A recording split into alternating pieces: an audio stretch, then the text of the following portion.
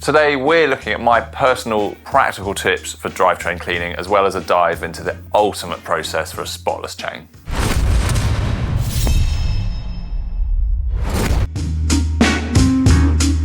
You want to keep your drivetrain clean in order to reduce wear, not drop too much efficiency, and avoid getting grease all over your clothes, your car, your carpet, your cat, your cousins, your computer.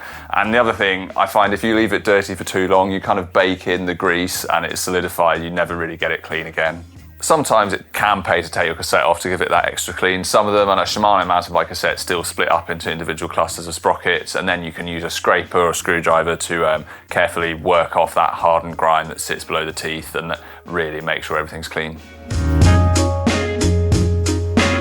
Before you can start actually cleaning your drivetrain, a couple of things to note just to look after the environment you're doing it in and your bike. Ideally outside, somewhere where there's drainage, it's plumbed into the waste system. We don't want to drip chemicals into the natural environment. I've got some biodegradable PT's degreaser. A lot of brands make a biodegradable version, but you can still get oils, petroleum-based products going into the soil, which is something we want to avoid. The other thing is just thinking about your bike. Protecting those pads and rotors and avoiding getting any contaminants on your brake pads is very important. And also thinking about not damaging your free hub. If you're sloshing around lots of cleaning products, you don't want to get those working into the free hub pulls, bearings, damaging the seals. So that can be why it's a good idea to take your wheel off, not drip into the free hub.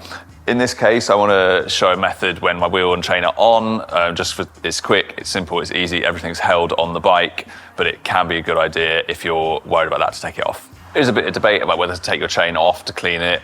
It can be really good to sort of soak that in degreaser for a little while, but some manufacturers don't recommend using their quick connector links multiple times. So to be on the safe side and also just quick and convenient cleaning, I tend to leave mine on most of the time. What I do try and do though is sort of clean it with as little tension on as possible, which is the really effective thing of taking it off sort of realizes, and that's because if a chain is stretched tight, all of the plates are kind of pressed against each other quite tightly, and it can be hard for your degreasing product to kind of penetrate into those gaps. So if you've got a nice slack chain, which I'm going to do, I think on this mech actually by pushing the mech forward and locking it out, but if your mech doesn't do that, you can just shift into a small sprocket, and if it's not one by the smaller chain ring, make that as slack as possible to get that set up for cleaning. Why I'm leaving my chain up the cassette a little bit, it would make sense if you want it as loose as possible to be in the smallest, maybe the 9 or 10-2 sprocket, but I find that when it's right on the smallest one, because of the chain line and the kind of tension in the whole system, if I'm backpedaling the chain and brushing it with my brush,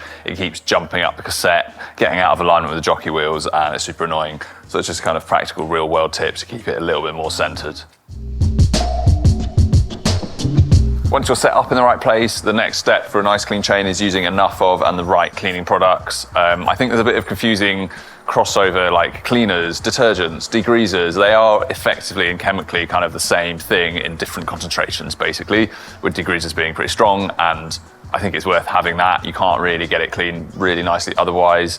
And it is worth saying, bike-specific stuff is a good, nice to have. You don't have to worry about damaging your paint, your seals, your aluminium components as much as a kind of general purpose degreaser. It might work really well at cleaning your chain. It might also mess up your bike a bit. So it's worth getting something that's designed for the job. So how do these detergents, degreasers actually chemically work? Well, they depend on these particular type of molecules called surfactants, and they're designed to just reduce water tension in wet systems and allow everything to get wetter. So you use them in detergents, emulsifiers, dispersants, like water dispersant 40, famously.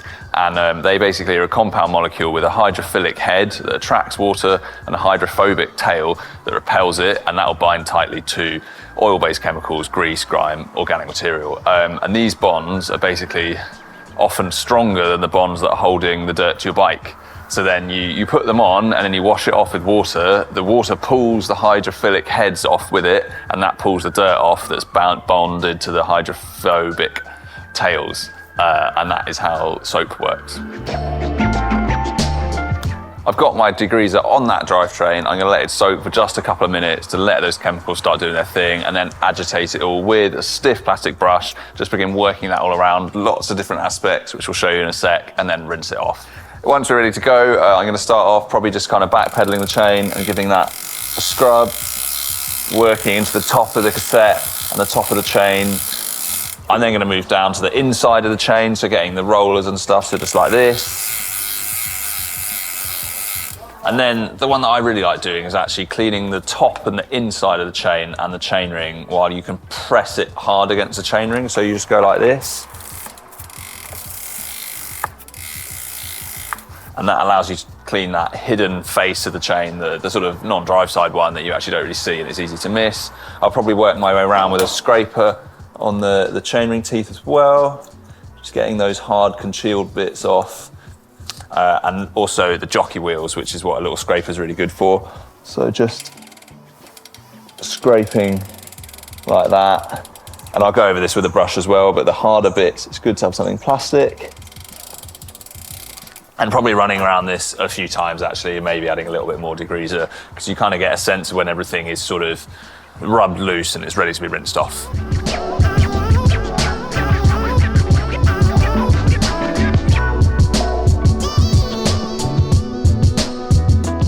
Final step before you can be back swinging off the rig is to make sure it's dry before you put your lube back on your chain. I'm just going to use a bit of paper towel. You can use a clean rag. You can use an air compressor, which is great fun, blowing all the water off. So something like that, just to make sure all your metal components are nice and dry. And especially in the winter, in cold climes, I try and put a towel or tarp down and bring my bike inside to dry it off before I store it back in the garage, which is just a little bit damp. So that is the key point for finishing off.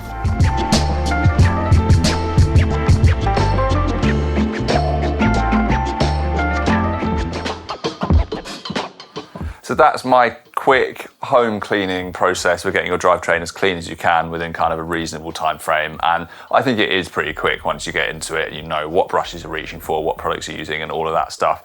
But what would you want to do to get that chain looking as gleaming as possible given as much time and money as you could possibly get? Well, what bike shops do, most of the good ones, they have a kind of cyclic parts cleaner, which is a big basin, a heater, a load of cleaning fluid and a brush that sprays it out.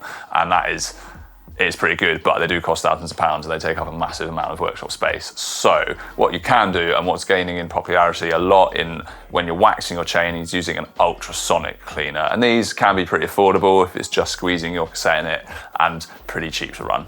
Ultrasonic clean is becoming more and more popular within bike riding for basically waxing your chains, and in order to do that, and I'll come on to that in a sec, but you have to get your parts completely factory clean in order to start doing that process. So how they work is you have a bath of either water or a hydrocarbon-based solution, and you put your stuff to clean in it, and then it is shaken by a sort of sound generating device that creates ultrasonic waves within the fluid.